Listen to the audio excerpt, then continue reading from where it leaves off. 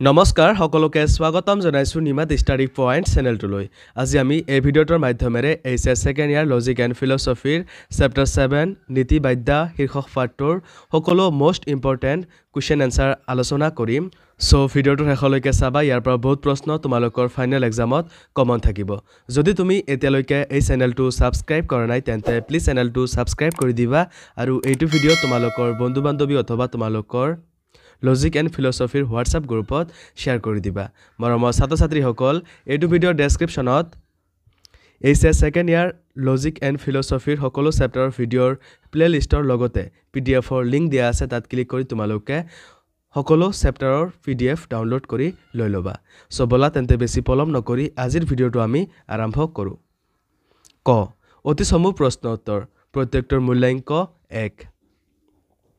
question number 1 ethics শব্দটো কোন শব্দৰ পৰা আহিছে এনসাৰ গ্ৰীক ভাষাৰ ইথস শব্দৰ পৰা কুৱেশ্যন নম্বৰ 2 মৰল শব্দটো কোন শব্দৰ পৰা আহিছে এনসাৰ লেটিন শব্দ মৰেছ শব্দৰ পৰা আহিছে কুৱেশ্যন নম্বৰ 3 মৰেছ শব্দটোৰ অৰ্থ কি এনসাৰ অভ্যাস বা ৰীতিনীতি কুৱেশ্যন নম্বৰ 4 ইথস শব্দৰ অৰ্থ কি এনসাৰ ৰীতিনীতি বা অভ্যাস কুৱেশ্যন নম্বৰ 5 নীতিশাস্ত্ৰৰ এটি সমূহ সংজ্ঞা দিয়া এনসাৰ যি বিজ্ঞানে মানুহৰ চৰিত্ৰ বা আচৰণৰ নৈতিক মূল্যৰ বিচাৰ কৰে তাক নীতিশাস্ত্ৰ বোলে কুৱেশ্যন নম্বৰ 6 পুৰুষাৰ্থ কেই প্ৰকাৰৰ এনসাৰ পুৰুষাৰ্থ 4 প্ৰকাৰৰ কুৱেশ্যন নম্বৰ 7 নৈতিক বিচাৰৰ বিষয়বস্তু কি এনসাৰ ঐচ্ছিক ক্ৰিয়া কুৱেশ্যন নম্বৰ 8 উদ্দেশ্যই লক্ষ্য স্থিৰ কৰেনে এনসাৰ কৰে কুৱেশ্যন নম্বৰ 9 অনৈতিক কাৰ্য নৈতিক অৱধাৰণৰ বিষয় হয়নে এনসাৰ নহয় কুৱেশ্যন নম্বৰ 10 চৰিত্ৰ মানুহৰ আচৰণৰ আভ্যন্তৰীণ অংগ কথাষাৰ সত্যনে এনসাৰ সত্য খ সমূহ প্ৰশ্নোত্তৰ প্ৰত্যেকটোৰ মূল্যাংক 2 কুৱেশ্যন নম্বৰ 1 নীতিশাস্ত্ৰ মানে কি এনসাৰ যি শাস্ত্ৰই মানুহৰ চৰিত্ৰ আচৰণ আদিৰ নৈতিক মূল্যায়ন সম্পৰ্কে আলোচনা কৰে তাকে নীতিশাস্ত্ৰ বোলে কুৱেশ্যন নম্বৰ 2 বৰ্ণাশ্ৰম কি এনসাৰ প্ৰাচীন ভাৰতৰ হিন্দু সমাজ ব্যৱস্থা মতে মানৱ সমাজত সৃষ্টি হোৱা 4 বৰ্ণ যেনে ব্ৰহ্মচাৰ্য গাৰস্থ বানপ্ৰস্থ আৰু সন্ন্যাস অনুসৰি প্ৰত্যেক বৰ্ণই নিজৰ নিজৰ কাৰ্য পালন কৰি যোৱাকেই বৰ্ণাশ্ৰম বোলে গ মজলীয়া দৈৰ্ঘ্যৰ প্ৰশ্ন উত্তৰ প্ৰত্যেকটোৰ মূল্যাংক 4 কুৱেশ্যন নম্বৰ 1 ঐচ্ছিক ক্ৰিয়া কি ঐচ্ছিক ক্ৰিয়াৰ বৈশিষ্ট্যবোৰ আলোচনা কৰা এইটো প্ৰশ্ন এইচএছ 2022 বৰ্ষৰ ফাইনেল এক্সামত আহিছিল এনসাৰ নৈতিক গুণ অনুসৰি মানুহৰ আচৰণ আৰু কামবোৰক দুটা ভাগত ভাগ কৰা হৈছে যেনে নৈতিক কৰ্ম আৰু অনৈতিক কৰ্ম যি ক্ৰিয়াৰ নৈতিক গুণ আছে অৰ্থাৎ যি ক্ৰিয়া শুদ্ধতা অশুদ্ধতা উচিত অনুচিত আদিৰ লগত জড়িত তাকে নৈতিক কৰ্ম বোলে নৈতিক ক্ৰিয়াই অভ্যাসজনিত ক্ৰিয়া আৰু ঐচ্ছিক ক্ৰিয়াক সামৰি লয় ঐচ্ছিক ক্ৰিয়া বুলিলে সেইবোৰ ক্ৰিয়াক বুজায় যিবোৰ কৰ্তাই সজাগ হৈ বুদ্ধি বৃত্তি প্ৰয়োগৰ দ্বাৰা কোনো উদ্দেশ্য সম্পাদনা কৰিবলৈ ইচ্ছাকৃতভাৱে কৰে ঐচ্ছিক ক্ৰিয়াৰ কিছুমান বৈশিষ্ট্য আছে যেনে নম্বৰ 1 ঐচ্ছিক ক্ৰিয়া কৰ্তাৰ সজাগজনিত ক্ৰিয়া নম্বৰ 2 ঐচ্ছিক ক্ৰিয়াত কৰ্তাৰ কৰ্মৰ প্ৰতি দায়বদ্ধতা থাকে নম্বৰ 3 ঐচ্ছিক ক্ৰিয়াত কৰ্তাৰ বুদ্ধি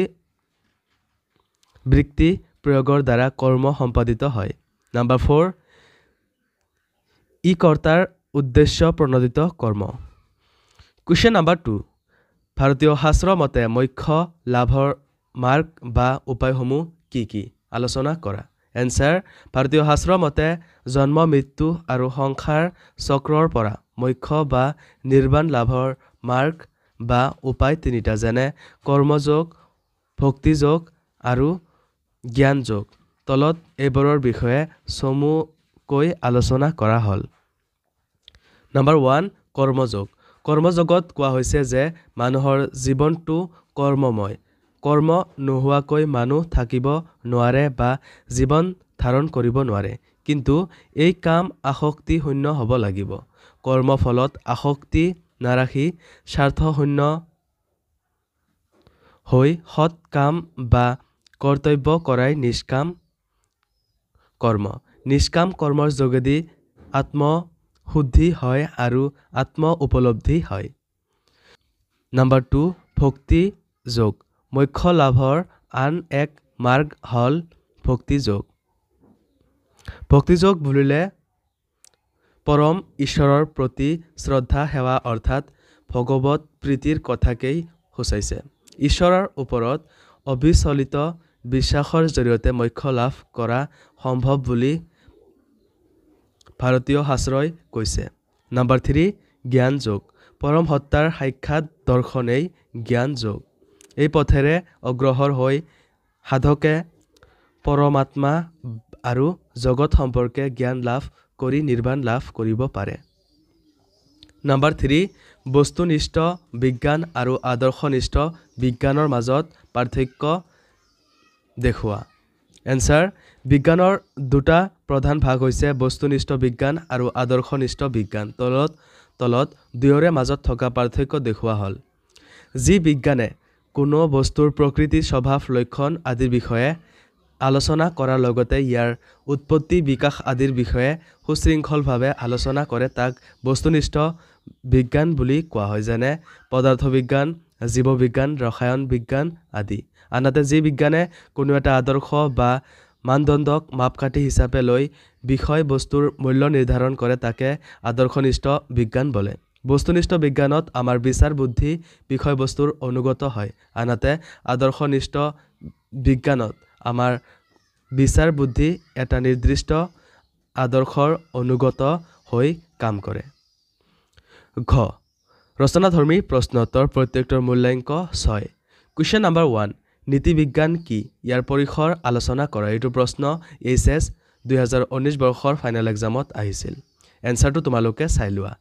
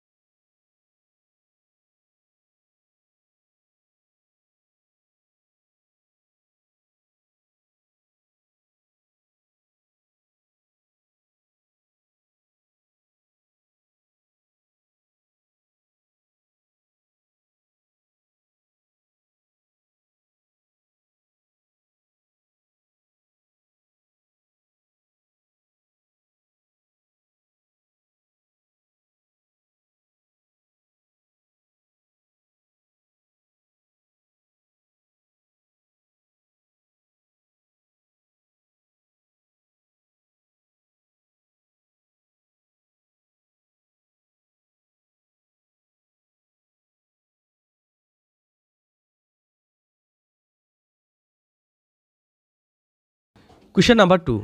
বিজ্ঞান হিচাপে নীতিশাস্ত্ৰৰ স্বৰূপ বা প্ৰকৃতি আলোচনা কৰা এনসাৰটো তোমালোকে চাই লোৱা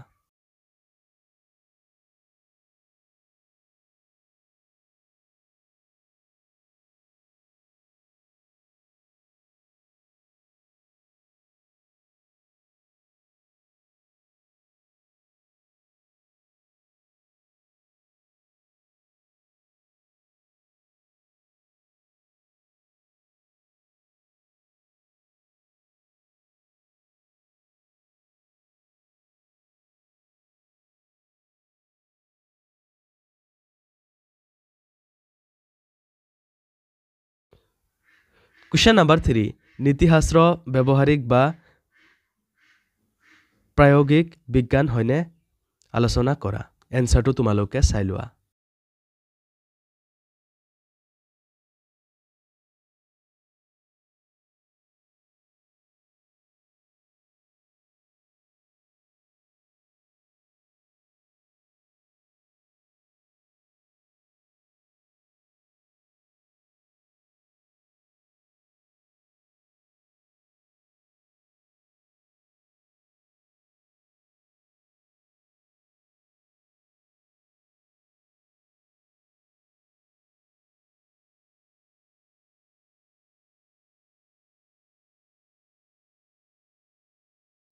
কুৱেশ্যন নম্বৰ 4 ঐচ্ছিক ক্ৰিয়াত থকা মানসিক স্তৰৰ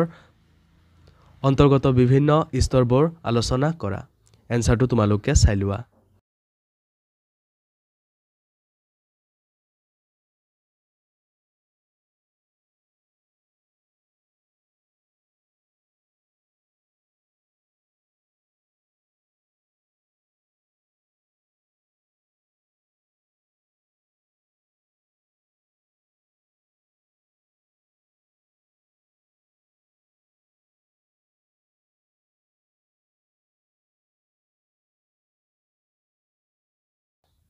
Question number 5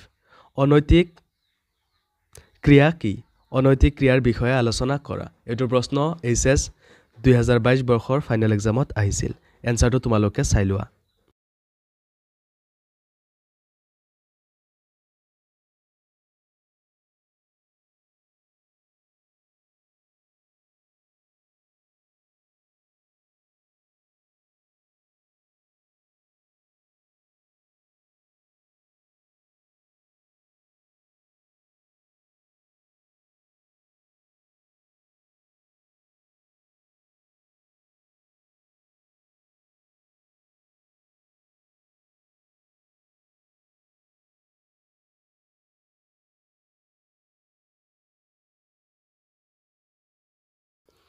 Question number 6 পুৰুষাৰ্থ বুলিলে কি বুজা চাৰি পুৰুষাৰ্থৰ ব্যাখ্যা কৰা এটো প্ৰশ্ন এইচএস 2018 19 আৰু 2023 বৰ্ষৰ ফাইনেল এক্সামত আহিছিল এনসাৰটো তোমালোকে চাই লোৱা